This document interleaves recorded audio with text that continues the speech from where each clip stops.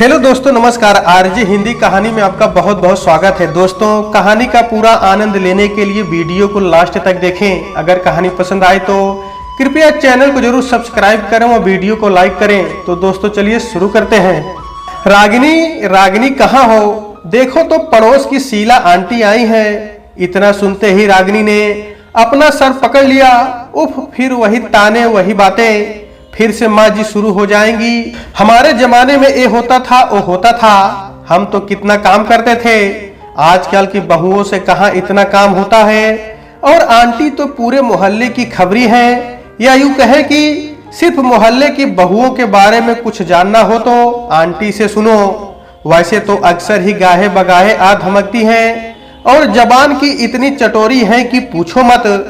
पर इधर जब से आंटी ने अपने इकलौते बेटे की शादी की है, 4-5 महीनों से इनका आना लगभग बंद ही हो गया था।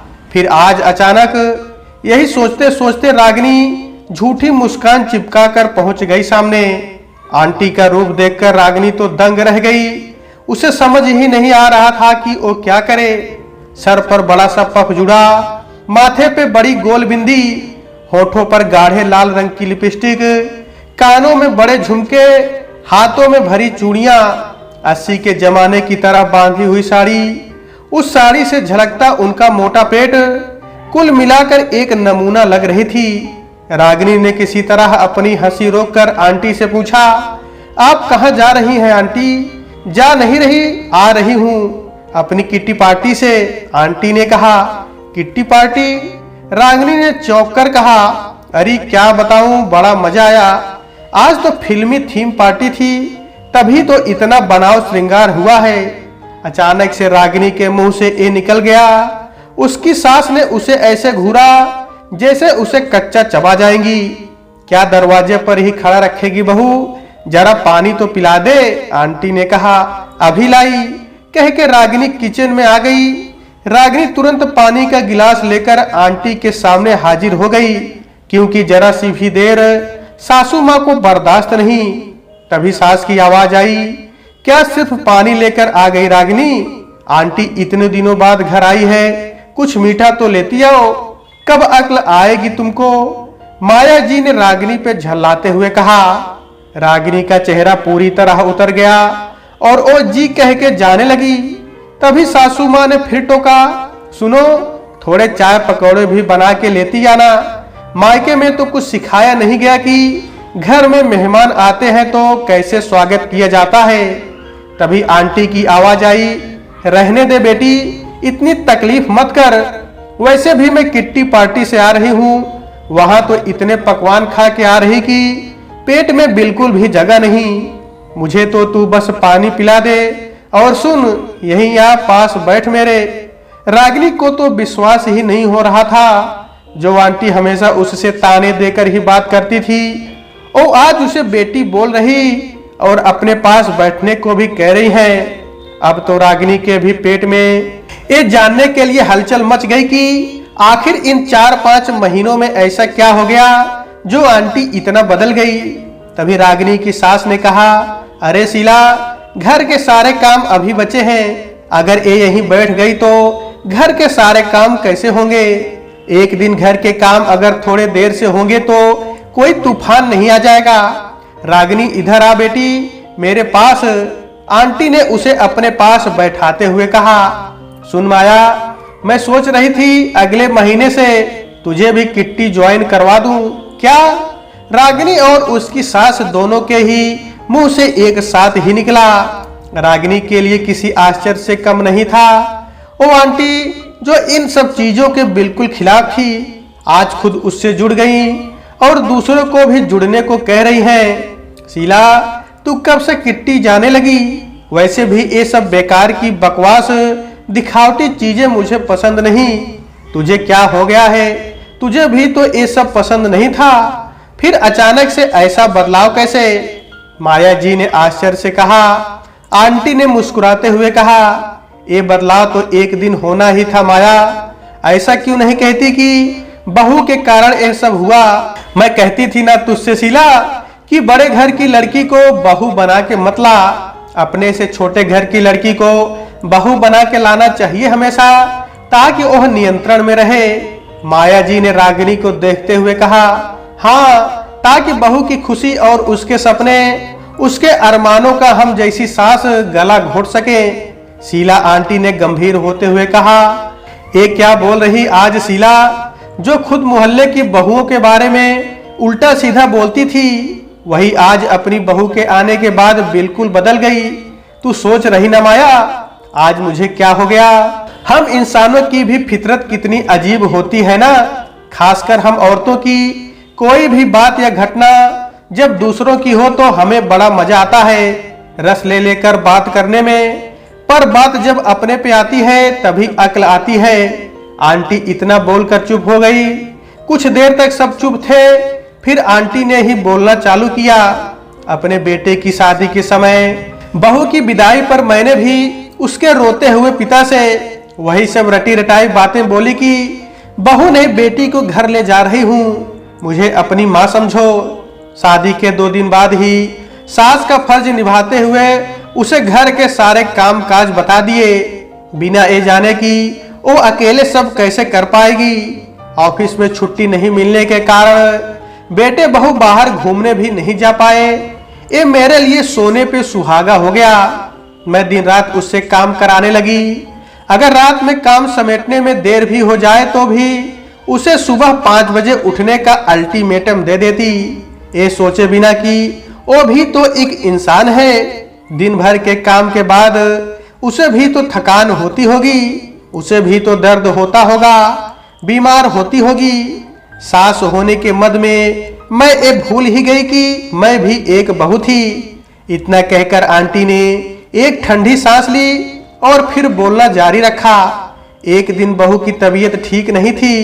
सुबह देर से आंख खुली उसकी, ऊपर से उस दिन बाई भी नहीं आई, जिस वजह से बेटे को भी ऑफिस जाने में देर हो गई। बस फिर क्या था, मेरा सारा गुस्सा बहू पर उतरा। दोपहर में मैं बाजार चली गई। बाजार से वापस आने पर मुझे किचन से बहू के जोर जोर से हंसने की आवाज आई। जब मैं किचन में जाती हूँ तो क्या देखती हूँ कि बहू किचन में नाश्ता बना रही और मेरा बेटा सिंक में पड़े बर्तन धुल रहा है। बस फिर क्या, मेरा गुस्सा 7वें आसमान पर पहुंच गया। मैंने चिल्लाकर कहा, ये क्या हो रहा बहू, शिव अभी ऑफिस से थक कर आ रहा है और तुम उससे काम करा रही हो, और तुम ऑफिस से इतनी जल्दी कैसे आ गए। फिर शिव ने हकलाते हुए कहा, ओ माँ, ऑफिस में आज काम जल्दी खत्म हो गया, इसलिए जल्दी घर आ गया। ओहो, और आते ही इन महारानी ने तुझे काम पकड़ा दिया। ओ महारानी, ये तेरे बाप का घर नहीं है जो मेरे बेटे को तू नौकर बना के रखेगी। मैंने बिफरते हुए कहा। इतने में शिव बीच में ही बोल पड़ा, ओह माँ, क्यों बात का बतंगड़ बना रही हो। मेरी शादी से पहले जब आप बीमार पड़ती थी तब मैं आपकी भी तो मदद करता था ना, उसी तरह इसकी भी कर रहा हूँ। इसे कल रात से ही बुखार है। मैं ऑफिस से जल्दी आ गया तो सोचा इसकी थोड़ी मदद कर दूं। मुझे तो कहीं से नहीं लग रहा कि इसे बुखार है, मैंने कहा। इतने में बहू बोल उठी, माँ जी, मैंने इनको मना किया था पर ये सुन ही नहीं रहे थे।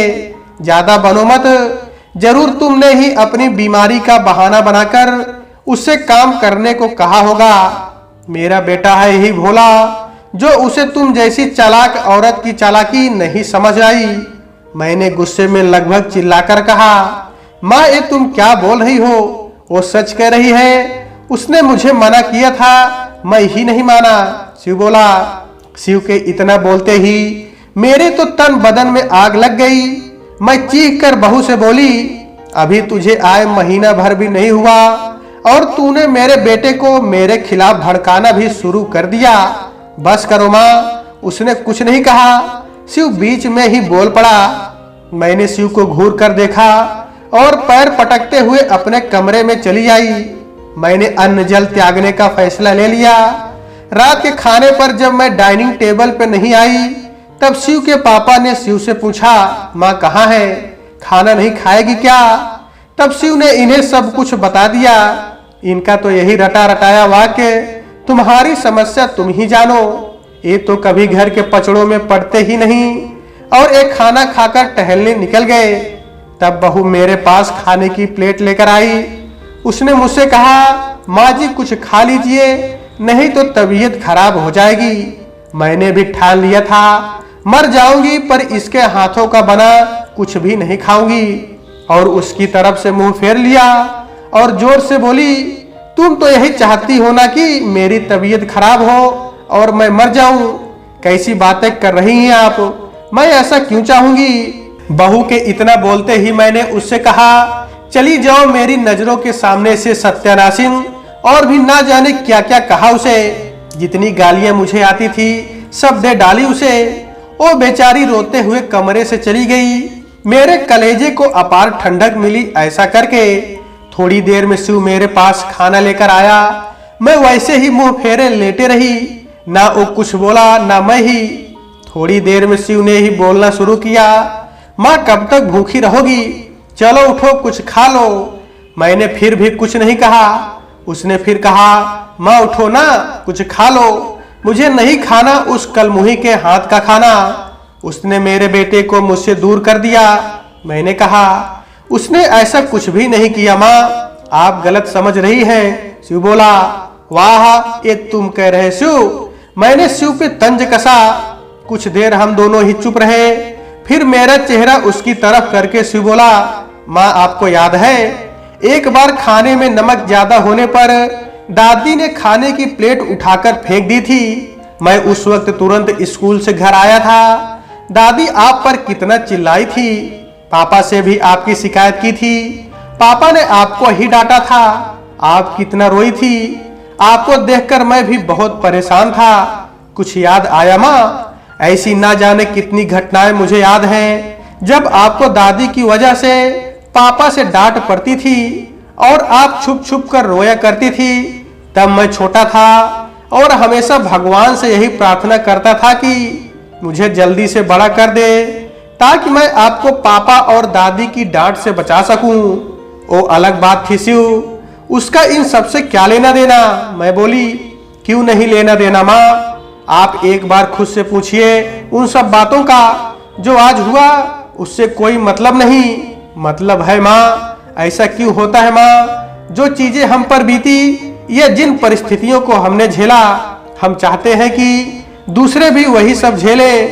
क्यों हम परिस्थितियां सुधारने के बजाय उन्हें और बिगाड़ने पर तुल जाते हैं। मैं बिल्कुल चुप थी। शिव ने कहना जारी रखा, जानती हो माँ, विदाई के समय जब उसके पापा हाथ जोड़कर मेरे सामने रो रहे थे तो मुझे कितनी ग्लानि महसूस हो रही थी। मैंने उन्हें कहा था कि अब आपकी बेटी मेरी जिम्मेदारी है, मैं उसे हमेशा खुश रखूंगा। तभी मैंने सोच लिया था कि जो कुछ आपके साथ हुआ या आपने झेला वो इसके साथ नहीं होने दूंगा। और मैं ये सोच के खुश भी था कि मेरी माँ बहुत ही सुलझी हुई महिला और अच्छी सोच वाली है। और यही सब मैंने उससे भी कहा था आपके बारे में। अब माँ आप खुद सोचो, आज की घटना से आपने मुझे ही उसकी नजरों में झूठा साबित कर दिया।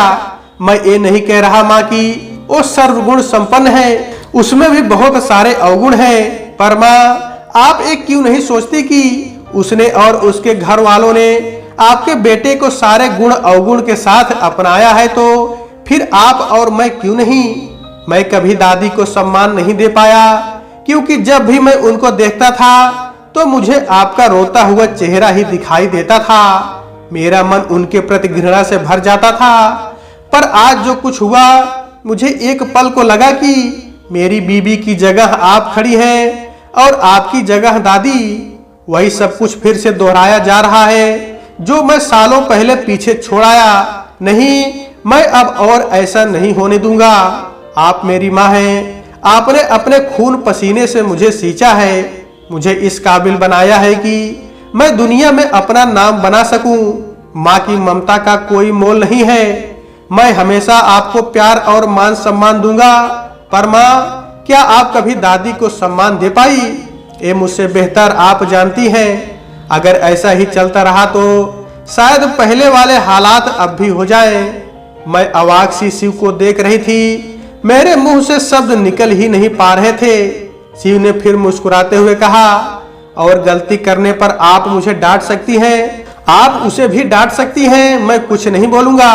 पर माँ, आज उसने कोई गलती नहीं की, इसलिए मैं चुप नहीं रह सका। माँ, मैं आपसे बहुत प्यार करता हूँ, प्लीज खाना खा लो ना माँ। माँ जी, थोड़ा खाना खा लीजिए, इन्होंने भी कुछ नहीं खाया है। मैंने नजरें उठाकर देखा तो सामने बहू खड़ी थी। उसकी आंखें पूरी लाल हो गई थी और उसकी आंखों से अब भी आंसू बह रहे थे। मैं कुछ नहीं बोली, बस चुपचाप खाना खा लिया। शिव ने खुश होकर मेरा हाथ चूम लिया और मुझे सुला दिया। रात भर मुझे नींद नहीं आई। मैं अपने किए पे आत्ममंथन करती रही और आंखों से बहते आंसुओं को यूं ही बहता छोड़ दिया। सुबह का सूरज मेरे लिए एक नया सवेरा लेकर आया। जब नींद खुली तो किचन से खटपट की आवाज आ रही थी। मैं भी दौड़कर गई तो देखा बहू नाश्ता बना रही थी। मैंने उससे कहा, अरे बहू, इतनी जल्दी उठ गई? उसने मुस्कुराते हुए मुझे देखा और मेरे पैर छुए और बोली, माँ जी, मैं रोज ही उठ जाती हूँ, पर आप क्यों उठ गई इतनी जल्दी? अभी नाश्ता बनने में वक्त लगेगा। मैं बोली, लाओ मैं तुम्हारी मदद कर दूं, तब जल्दी हो जाएगा। नहीं नहीं माँ जी, बहू बोली, कोई बात नहीं बेटी। फिर मैं उसकी मदद करने लगी। उस दिन हम सास बहू ने बहुत सारी बातें की, जैसे कितने दिनों की बिछड़ी सहेलियां हो, और नाश्ता भी जल्दी बन गया। फिर मैं उससे बोली, बेटी, मैं नहाकर आती हूँ, तब तक तू नाश्ता टेबल पर लगा। और हम दोनों ही एक दूसरे को देखकर मुस्कुरा दिए। इतना बोलकर आंटी एकदम शांत हो गई। कुछ देर सन्नाटा पसरा रहा। फिर आंटी उठी और रागिनी की ओर देखा। रागिनी की आंखें पूरी तरह आंसुओं से भीगी हुई थी। शीला आंटी रागिनी के सिर पर हाथ रखकर मुस्कुराई और बोली, तुम हीरा हो रागिनी। फिर रागिनी की सास की तरफ मुड़ी और बोली, सुन माया, अगले महीने तू तैयार रहना, मैं आऊंगी तुझे लेने, समझी? और मुस्कुराते हुए चली गई। रागिनी उन्हें जाता देखती रही और बोली, जब जागो तभी सवेरा। रागिनी और उसकी सास दोनों ही एक दूसरे को देखकर मुस्कुरा उठे।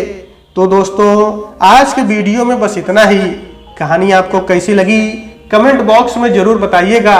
अगर कहानी पसंद आई है तो कृपया चैनल को जरूर सब्सक्राइब करें व वीडियो को लाइक करें। तो दोस्तों, आपसे फिर मिलते हैं अगले वीडियो में। तब तक के लिए नमस्कार।